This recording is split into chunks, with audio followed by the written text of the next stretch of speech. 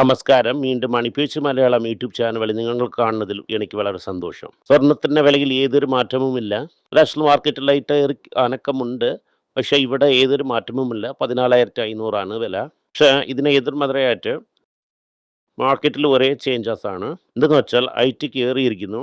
എല്ലാം കൊണ്ട് ഒരു 5% ഐ ടി കയറിയിട്ടുണ്ട്. ഐ ടിനെ പിടിച്ച് എങ്ങനെയെങ്കിലും മാർക്കറ്റിനെ കയറ്റണമെന്ന് നോക്കുന്ന FBI, അതായത് നമ്മുടെ മ്യൂച്വൽ ഫണ്ട്.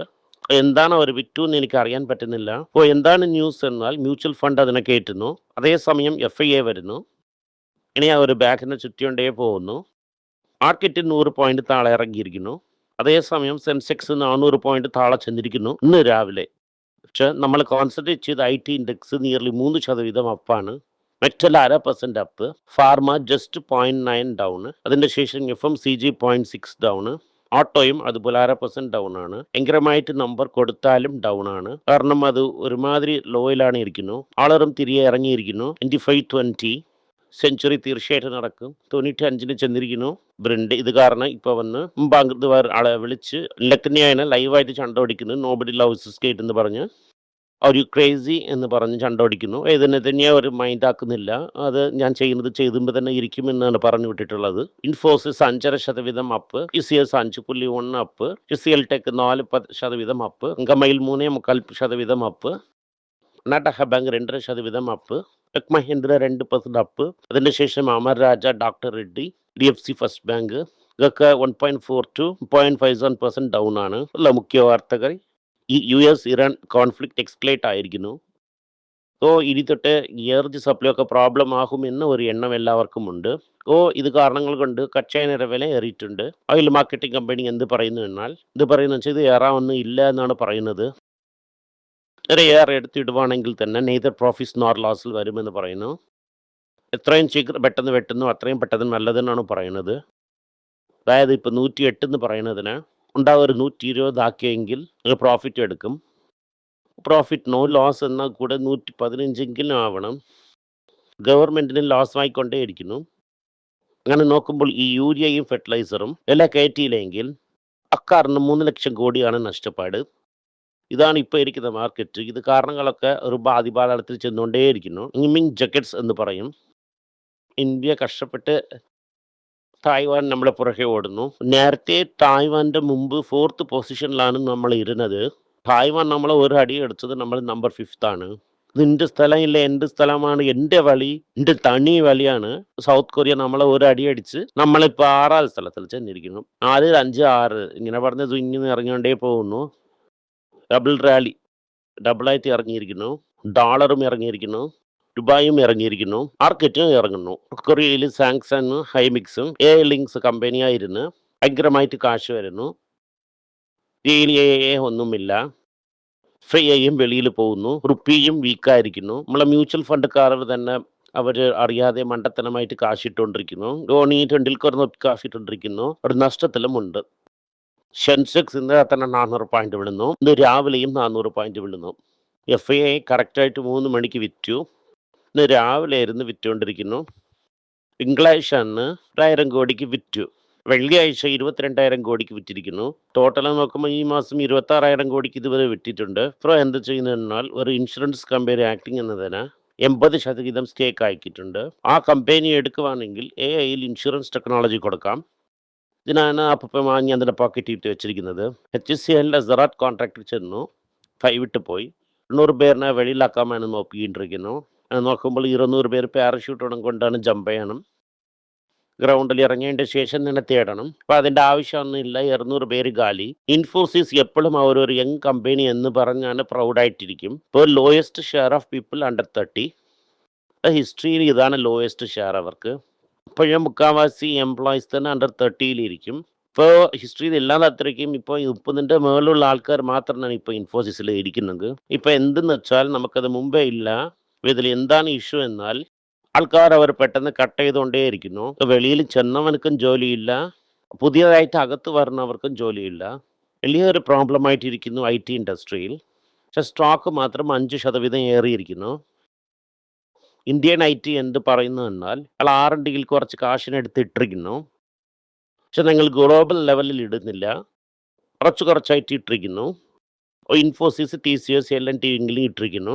അക്കൊക്കെ പ്രഷറിലാണ് ഇരിക്കുന്നത്. ഞാൻ നിങ്ങളടുത്ത് ആ കോൾഗേറ്റിന്റെ കട പറഞ്ഞല്ലേ, അവരെ പല്ല് തേക്കുവാണെങ്കിൽ എങ്ങനെയാണ് വില പെട്ടെന്ന് കയറുമെന്ന്.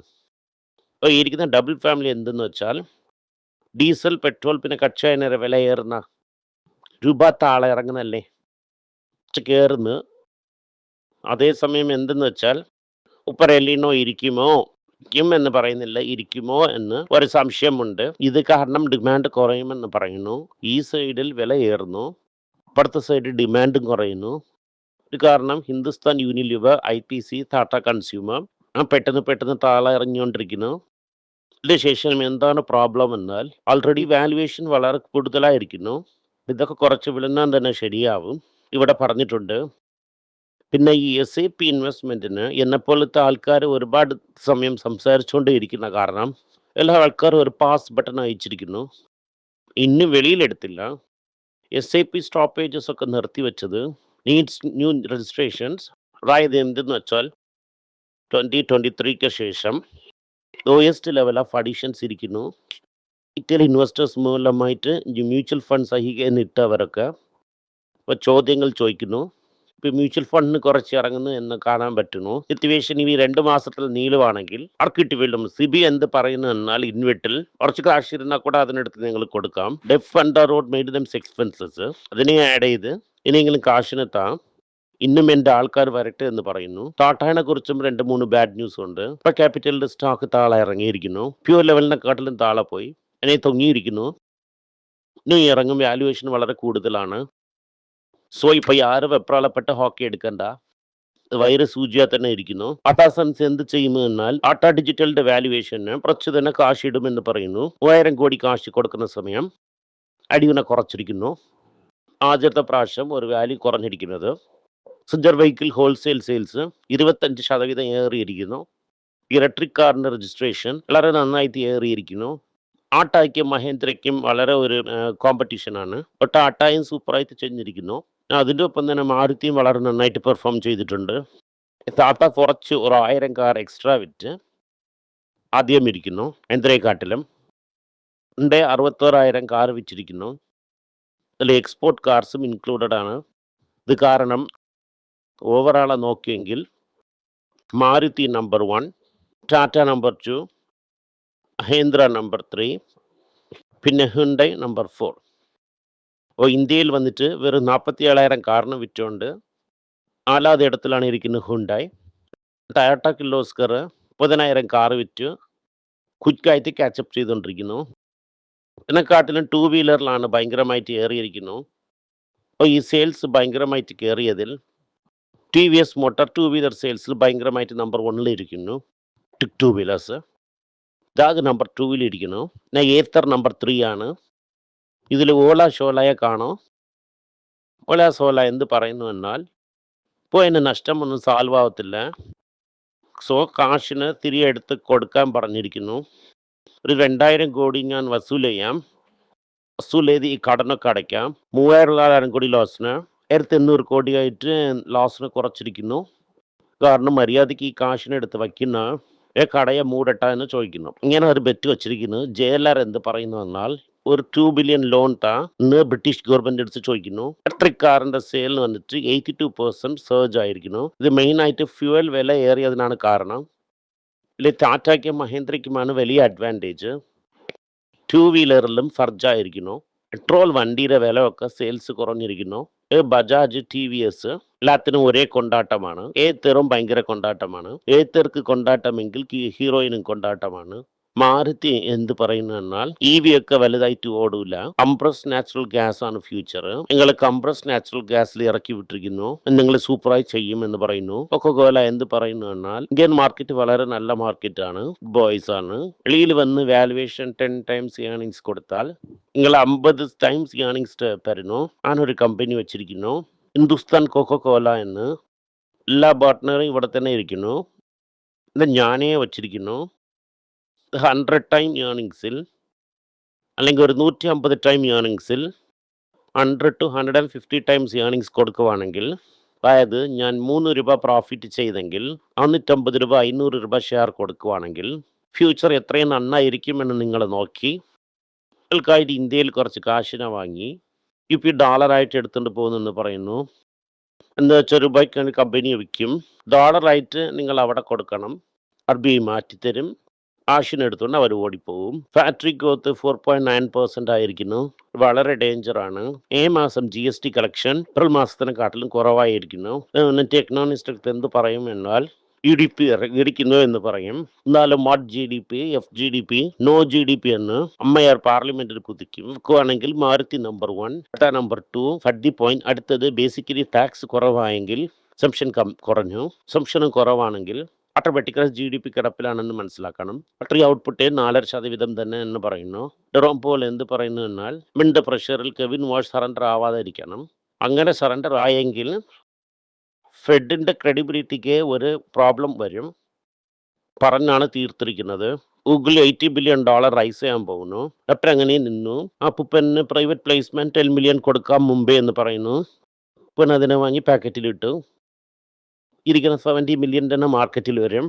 വളരെ പതിയെ തന്നെ വരും എന്നാണ് പറയുന്നത്.